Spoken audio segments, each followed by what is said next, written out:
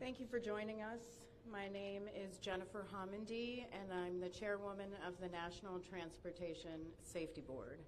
The National Transportation Safety Board is an independent federal agency that's charged by Congress with investigating every civil aviation and serious accident and serious incident in the United States and significant events in other modes of transportation. I want to start by expressing our deepest condolences, our sympathies on behalf of the entire board for those who lost loved ones in this terrible tragedy. Our thoughts, our prayers are with you.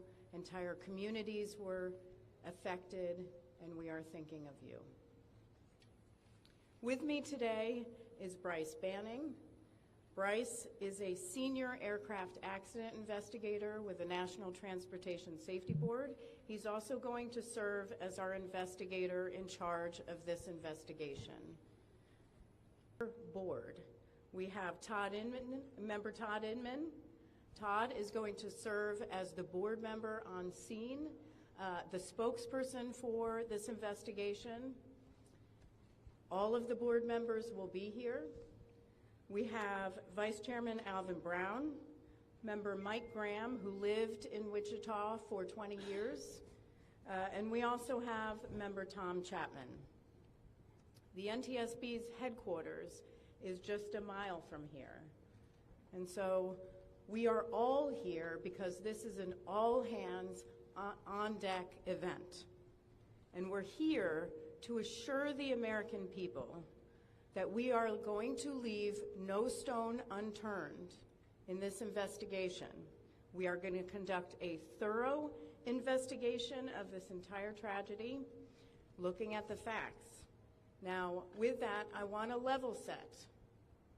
When we go to the scene, and we were here last night, we allow the responders to do their important safety mission, which in this case was search and rescue and recovery. We stand back to allow them to do their important safety mission. And so this, for us, is our first full day on scene with our entire crew coming together. We have about nearly 50 people on scene, and in addition to our resources back at headquarters in our labs and throughout the agency. So with that said, we are not going to get into specific facts in this press conference. I want to level set here. We're going to get into our investigative process. As we are able to confirm factual information, we will provide that. I do want to say this is a whole of government effort. I was able to brief, along with others, the President of the United States and the Vice President this afternoon. I want to thank them for their leadership, for their tremendous support of the NTSB, for our investigators, and for the responders that are on scene doing an important mission. I also want to thank Secretary Sean Duffy, who I was communicating with early on after we first got word of this tragedy. We've been working together throughout the day, along with his team at the DOT and within FAA. I also want to thank Secretary Pete Hegseth, who was also integral in working with us today. Chris Rocheleau, the acting administrator of the Federal Aviation Administration. We've heard from many members of Congress on both sides of the aisle, and so I will say this is a tremendous, one more time, whole of government effort. I also want to take a moment and thank the many, many responders that have been on scene. It has been an incredible effort, and I will have a full list that I will provide, that we will provide tomorrow, but I do want to thank them for all their work. With that, I'm going to turn it over to Member Inman for additional remarks.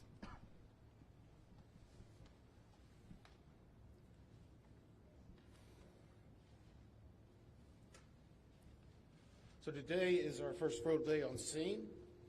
Our investigative team will be on scene as long as it takes in order to obtain all of the perishable evidence and all of the fact-finding that is needed to bring us to a conclusion of probable cause. Our mission is to understand not just what happened, but why it happened, and to recommend changes to prevent it from happening again. Since we're just beginning our investigation, we don't have a great deal of information to share right now. We will keep you informed by giving regular updates as we learn more. Our intention is to have a preliminary report within 30 days, and the final report will be issued once we've completed all of our fact-finding and investigation. Now, we will not be determining the probable cause of the accident while we are here on scene, nor will we speculate about what may have caused this accident. Today, we will be going and having an organizational meeting and establishing our parties to our investigation. We currently have the following parties that are already identified: PSA Airlines, GE Aerospace, Sikorsky, FAA, NACTA, which represents the air traffic controllers, ALPA, which represents the pilots, Army, AFA, which represents the flight attendants. The Transportation Safety Board of Canada will be an accredited representative under Annex 13 of ICAO. They will be supplemented by MHIRG as a technical advisor.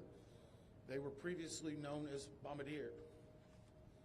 The NTSB offers this party status to those companies, government agencies, and associations that have employees, activities, or equipment involved in the accident. We offer that because they will provide technical expertise and relevant information supporting the development of the best possible factual record. Once they join this investigation, they are not permitted to release documents or talk publicly about the investigation without the consent of the NTSB. So I want to stress this.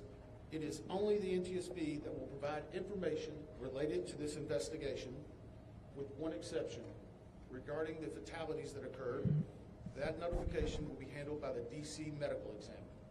We will not be discussing fatalities or names. That will be handled by them as the proper authority. So we want to talk a little bit about our process. We will analyze the facts and determine the probable cause of the accident, and then issue a report of those determinations. I also want to talk a little bit about some additional people that are here with us, and they're very important to us, and that is our family assistance group. Later today, we will be briefing the families. We normally try to do this before a media event, but in this case, they're still arriving.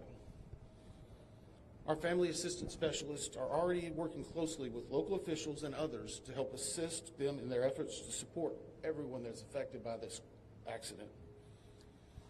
And let me just reiterate what the chair said. A loss of life in an aviation accident is very unusual in the United States, and our heartfelt sorrow goes out to everyone that's affected. It affects us, it affects everyone around us. There are a lot of people hurting today. We will help find out what happened. We will do it factually, and we will do it accurately. As part of this, we are going to be standing up some specific working groups. Those working groups will be operations. They will be looking at the history of the accident flight and crew members' duties for as many days before the crash as appears relevant. We'll be forming a structures group, which will be the documentation of the airframe wreckage and the accident scene, including calculation of impact angles to help determine the plane's pre-impact course and altitude. We'll have a power plants group. They will do the examination of the engines and the engine accessories. We'll have a systems group. They will study the components of the plane's hydraulic, electrical, pneumatic, and associated systems, together with the instruments and elements of the flight control system. We'll have an air traffic control group.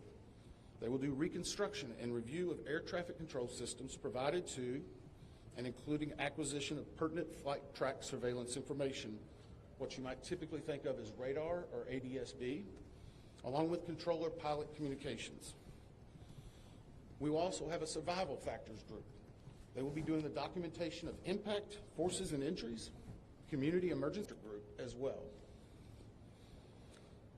Lastly, we will have a human performance group, And this will not be its own group. It will actually be a part of the operations, air traffic control, and helicopter groups. They will study the crew performance and all before the accident factors that might be involved in human error, including fatigue, medication, medical histories, training, workload, equipment design, and work environment. Now we're going to take a few questions, but I will again stress, we don't have a lot of information now. We will continue to gather that. We will try to release it as we can, but we will only talk about the facts of the case that we know right now. I'm going to ask, we'll call on a few people. I'm going to ask that you state your name and affiliation. James Matthews from Sky News. So we heard from President Trump today talking about DEI hiring policies within the FAA and associating that with the cause of this accident. What do you say to that? Well, unfortunately, I didn't hear the remarks. I was briefing House and Senate members, but I believe, Chair, would you like to take that? As part of any investigation, we look at the human, the machine, and the environment. So we will look at all the humans that were involved in this accident. Again, we will look at the aircraft, we will look at the helicopter, we will look at the environment in which they were operating in. That is standard in any part of our investigation. I'll turn it back. Chair, can I ask you, has the flight data recorder been recovered yet? And what is the difficulty in a water disaster like this, which presents a very difficult environment for your investigators and the people out of the water?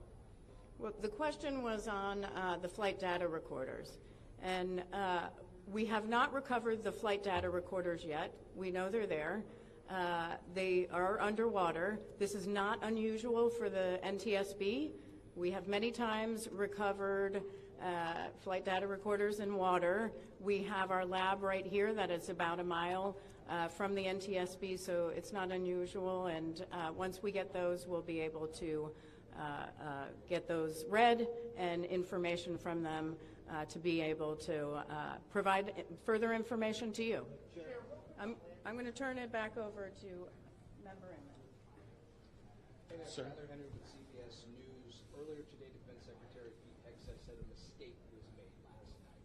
Based off of you all's initial investigations and preliminary findings, have you all been able to tell whether this was human error or mechanical failure? The question was, is there been human error or mechanical failure?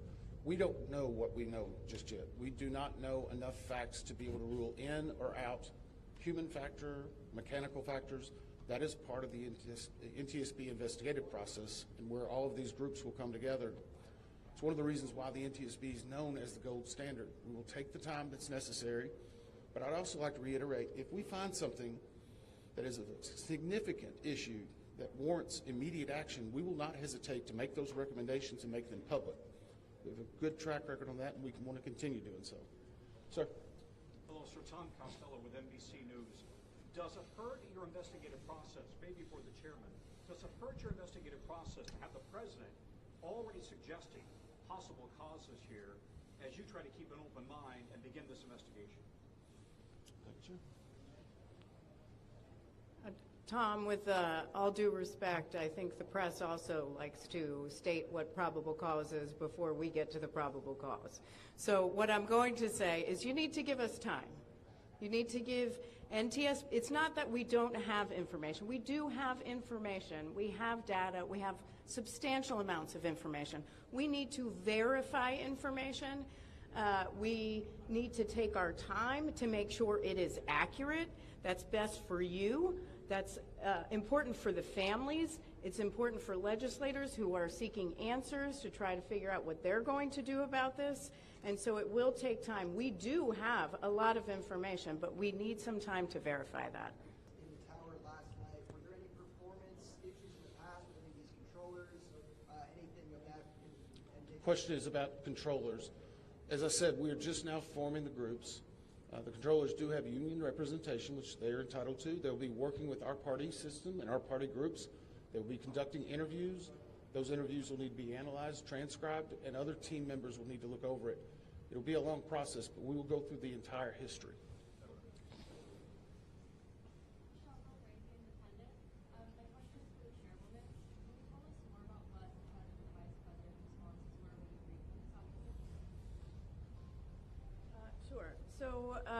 for briefings on our process and what we know, and this was a briefing with the President and Vice President and with Secretary Duffy and Secretary Hegseth and also the acting administrator of the FAA. There was discussion on what we know so far and our process, and that was about it.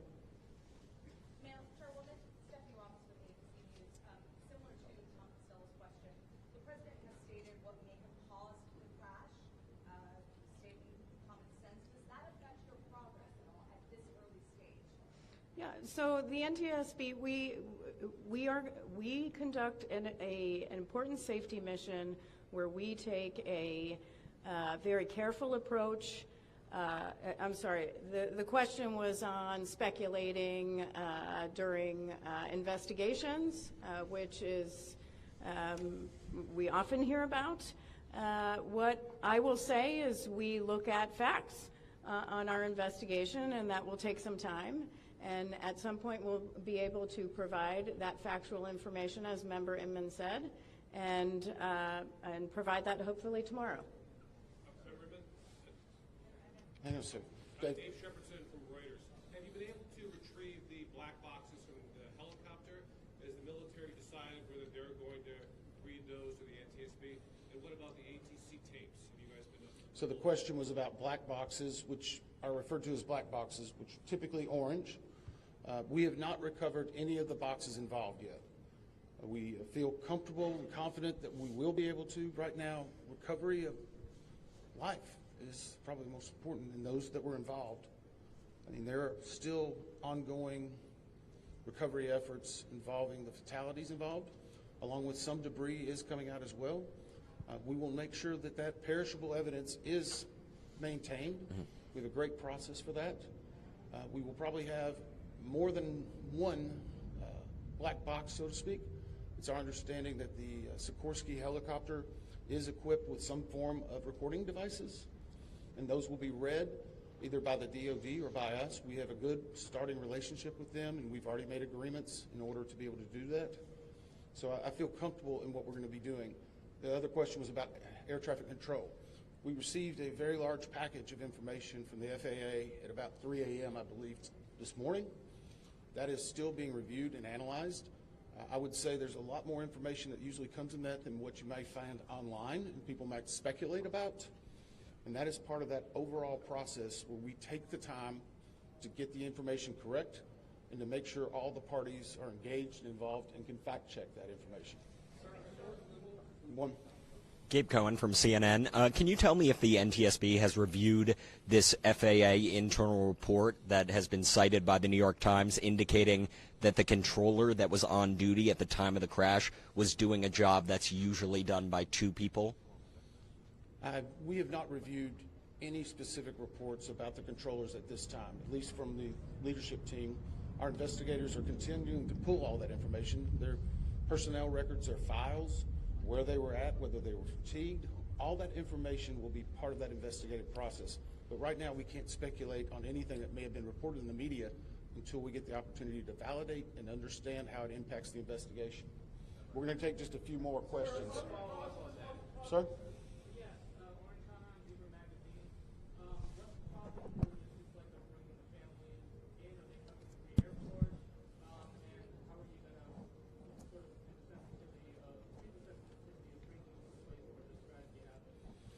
So the question is about the families, and many of those families are still en route. Some are still being notified from both the military and from the commercial crash. There is a family assistance facility that's being stood up by American and PSA Airlines in Bethesda, Maryland. They've already been working on that, standing it up. Our team from our disaster assistance team has also been coordinating with them. We plan on briefing them. It is customary that at some point, if the families wish to go to part of the accident site, that we would arrange such a thing, but it will only be when we know that it's safe, we have the correct perishable evidence, and we can do it in the proper modesty that should be for those family members. It will be a little bit of a process, but it will take some time. Sir, to follow up on the air traffic control. No. Sir, or are you? I know that Mariel Carville with ABC News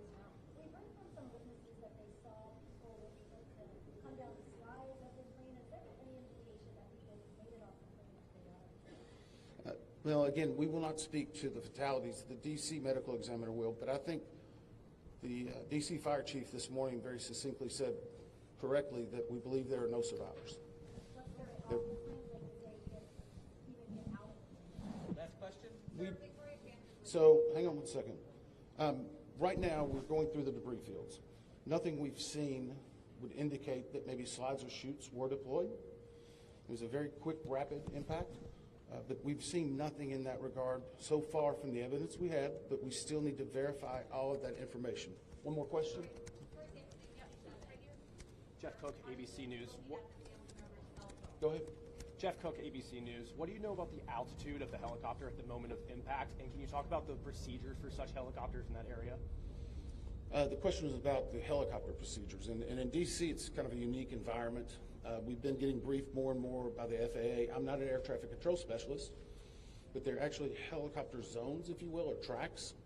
And this one was transiting, I believe, from track 1 to 4 as part of their normal procedure. If you live in D.C., you see a lot of helicopters going down into this area. So there's a very well-defined system in that regard. As far as altitude, until we get the additional information, we can't validate or basically corroborate any of that until we get more of the electronic data and the data that's on the plane. I do want to clarify one question that also came about cell phones.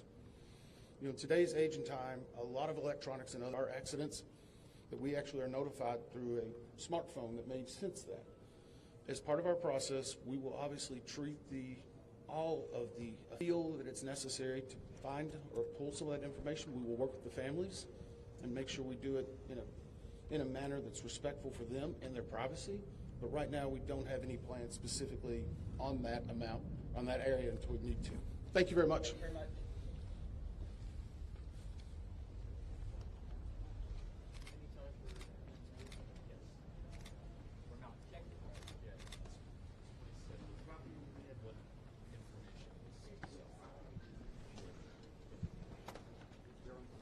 For further updates on media briefings and other developments, please follow on X or Twitter at NTSB_newsroom.